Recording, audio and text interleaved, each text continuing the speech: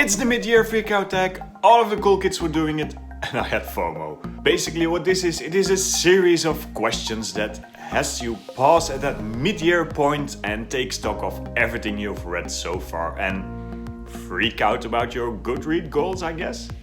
You know how this works. Let's dive in with the first question. Best book you've read so far this year? This is going to be a bit of a cliche. I wish I had some arty-farty indie hidden gem for you, but it has to be Yellowface. Yellowface by Rebecca Kuang is the book that made her an author for me this year. It is a satirical novel that feels very today, and it has me in awe for the fact that Rebecca Kuang manages to reinvent herself time after time after time, and it is absolutely awe-inspiring. This book doesn't shy away from any of the hard subjects. It is about racism, it is about cultural appropriation, it is about a lot of things, and perhaps even most important, is about you and me as readers. Now, I'm not going to rant endlessly about it. I have a dedicated review video of that if you want to see me do so.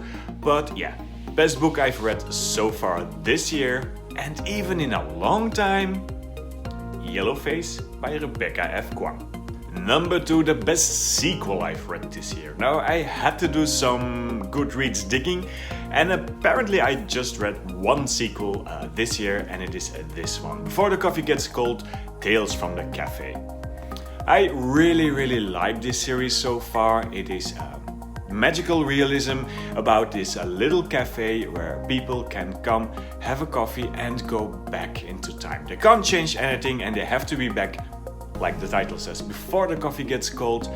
And this is the second one in a series of, I think, 4 books now. And like I said, I'm really liking it. The thing they did very well in this one was that you don't just learn more about the patrons who come there to travel back in time, but this book also focuses on the staff and the proprietor of the cafe.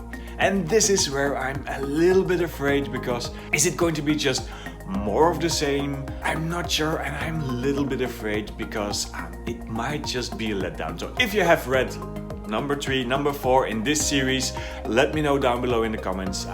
Does it keep being this good, or is it going to slowly simmer away? But best sequel and only sequel I've read this year, Before the Coffee Gets Cold, Tales from the Cafe.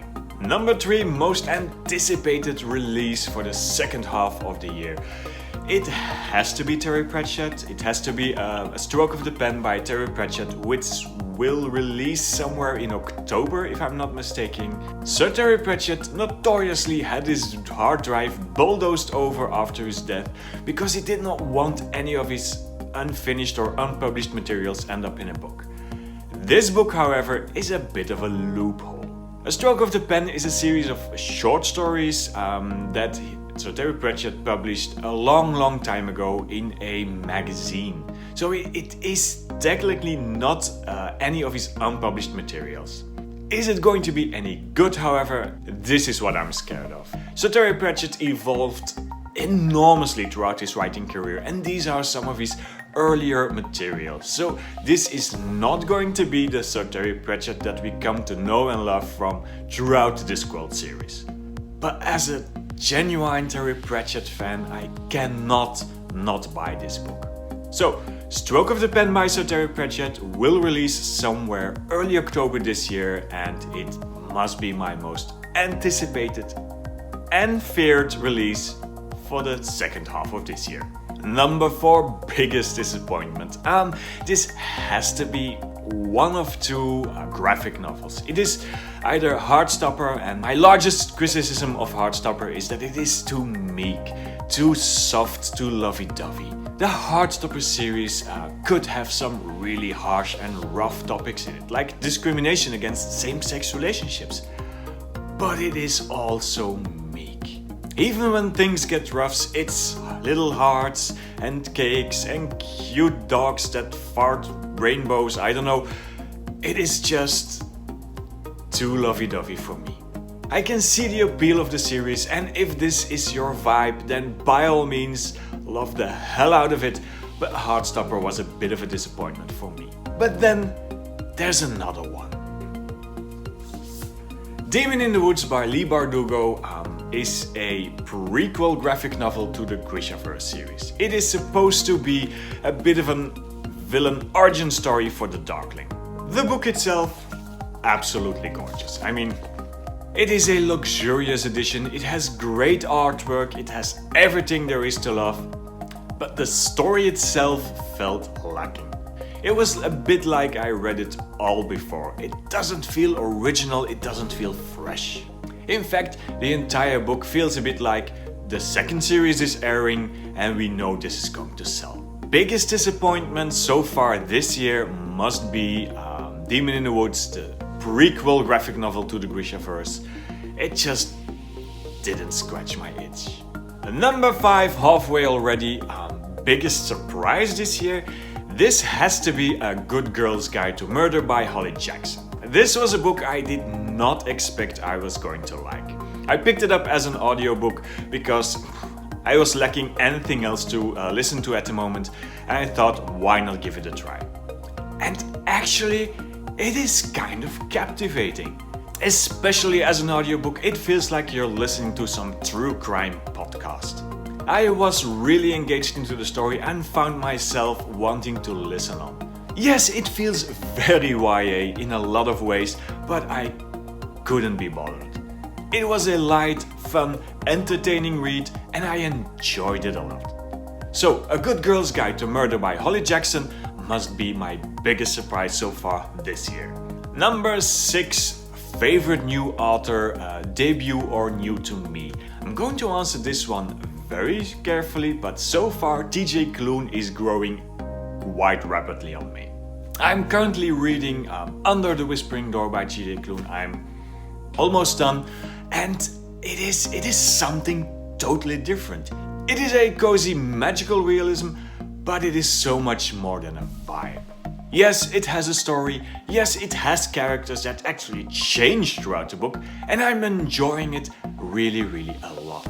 So if this book, and I'm about 75% through now, keeps surprising me, I'm definitely going to check out more by TJ Klune because they are growing rapidly on me. So who knows, you might see more of them somewhere in future videos. Number 8, a book that made you cry. The most heart-wrenching, gut-kicking book that I've read so far this year has to be this one. The Deep by Rivers Solomon. It is a beautiful written novella that will tear you apart. It is the story of a fantastical people that live deep under the ocean and are in fact the descendants of pregnant slaves who were thrown overboard from ships. Because the memories and the story of these people is so traumatic, it is so heavy, they have selected one of them to carry all of their memories for them. Yetu, our main character, is this memory for her people, and she can simply not cope with it. But what do? Do you perish yourself trying to safeguard a whole culture? Or do you go for self-care, knowing that you will in fact condemn an entire culture with all of its stories and traditions and values? It is an impossible choice with no right answer, and that's where this book shines. So, most gut-wrenching, tear-jerking book so far this year, The Deep by Rivers Solomon. Number 9, a book that made me happy. The most fun and entertaining book so far this year must be this one. Finlay Donovan is Killing It by Cosimano.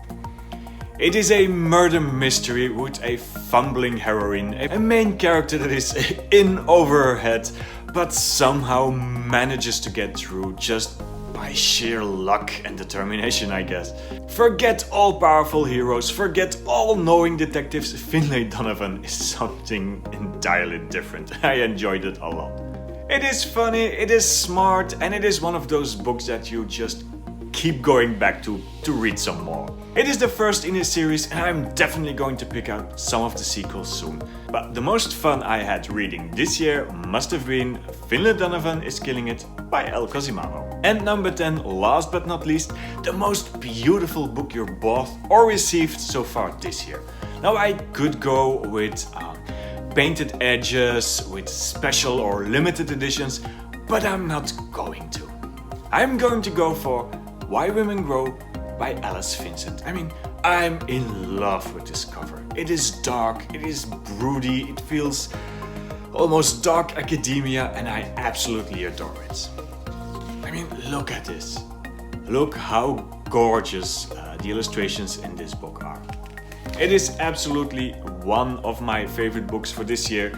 The whole book feels luxurious and I absolutely adore it. It is definitely one of the showstoppers behind me in my library, and I hope it will keep that spot for a long time because, I mean, look at it. It is gorgeous. And there you have it, 10 quickfire questions to do the mid-year freakout tag. If you enjoyed this video, do boop that like button, do subscribe if you haven't so already, and if you're as caffeinated as I am at the moment, why not watch another video?